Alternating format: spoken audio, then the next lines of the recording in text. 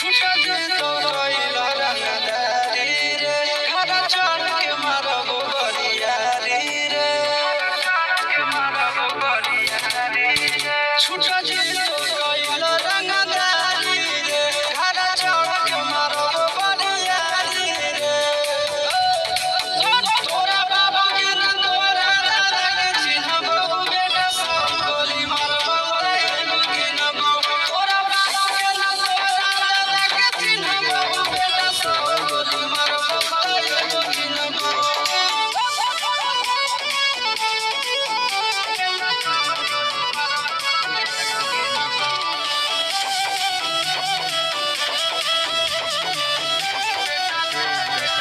बेटा रे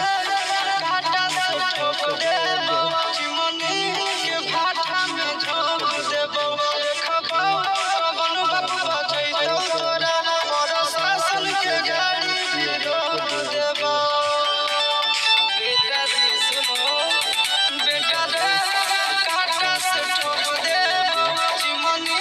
के भाटा में झोंक देबो देखबो कवन बबुआ जइतो तोरा प्रशासन के गाड़ी भी रोक देबो तोरा जैसन के हम खड़े खड़े गिनबो बेटा सब गोली मारबो तैਨੂੰ गिनबो तोरा बाबू के न तोरा दादा के चिन्हबो बेटा सब गोली मारबो तैਨੂੰ गिनबो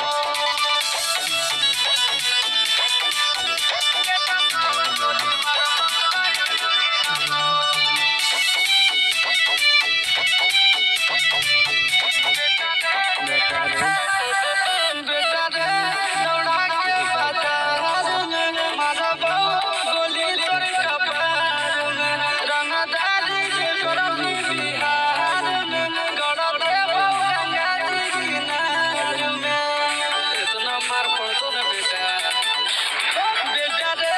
दौड़ा के बाजार में मारबो गोली तोर कपार में रंगदारी के करबी बिहार में गड़ देबो गंगा जी किनार में कहू चिंटू आशीष के कारण सुनबो बेटा सब गोली मारबो तैਨੂੰ गिनबो तोरा बाबा के न तोरा दादा के चिन्हबो बेटा सब गोली मारबो तैਨੂੰ गिनबो मारत के छुआरा लाल कर दे बेटा ध्यान से बाप इधर है